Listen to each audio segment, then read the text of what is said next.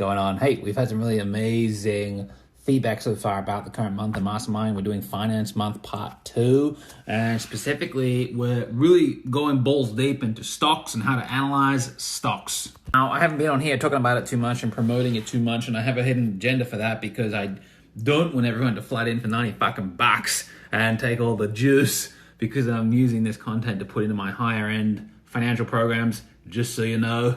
What you're getting in this class is something that you could take and deploy, and you can make 10 million, 50 million bucks over a lifetime.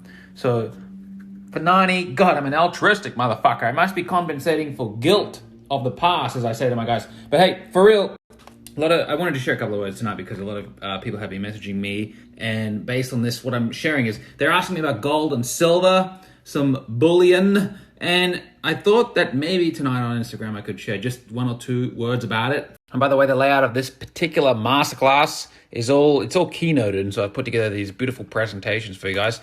But this is my one on the Graham number, where I'm talking about PE and PB. Says look for a PE ratio of less than 15. So some of my guys have asked, where does silver and gold fit into the equation? And so let me explain. This here is a clump of silver, it's 1,000 grams or a kilogram of silver. This right now, the market value for this little chunk of metal is 830 bucks Australian or thereabouts. And so the question is, what's the PE ratio on something like this? What's the price to earnings ratio? And of course, the answer is bumfuck infinity, because this makes no earnings. This makes no profit. This doesn't do anything. It just sits here and tarnishes over the years. The only way that I'm ever going to make any money from this thing is if someone in the future, a human, buys this chunk of metal off me for more than what I paid for it in the past. It's speculation. It isn't doing anything. It's decaying entropically. But when you take the 830 and you go and invest it in high quality companies that are out there solving problems and serving people and innovating with new products, you're actually buying something that's going to deliver a return. So here's a little example that I like to show my guys. This is the chart of a little company called Tiffany and Co. What this mob do is they get chunks of metal like this and melt it down and create fancy rings and then sell it to people who buy into ridiculously outdated traditions and mark them up like 8,000%. So they first listed here in like 87 and they were trading at less than $2 a share. Today they're at 88. And look, let's just take the last 10 years. We'll grab a price. Okay, let's just say you're able to jump in here at $30 a share. And over the last 10 years, you've made a little bit of a return, 210%. That's not too bad.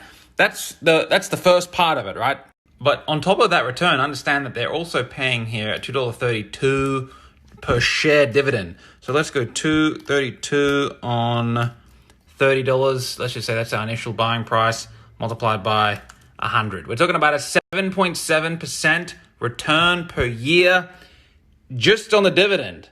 So just if you had bought the Tiffany shares, you're doing 8% a year just in dividend. You got to understand, when you buy high quality companies, the dividend compounds and grows through the ages. Someone did a report here on Warren Buffett's purchase of Coke shares in the late 80s. He is now today doing something like 60 or 70% per year on the initial capital outlay that he put into those stocks, into Coke, okay? This doesn't do that. This sits here and decays. It doesn't provide value to people. I try to put my money into Tiffany and Co, who have already set up the systems and the structures and the marketing plan and all the thing, tapping into people's fucking psychology and the ridiculous traditions to go and give them the fucking rings for their wedding day. I prefer to buy into that because it's life force. Because when I'm just buying something like this, I have to hope that someone else in the future is willing to pay more for this than what I paid for it. It's not a real service. It's not a real productive thing. It produces nothing unless it's engaged.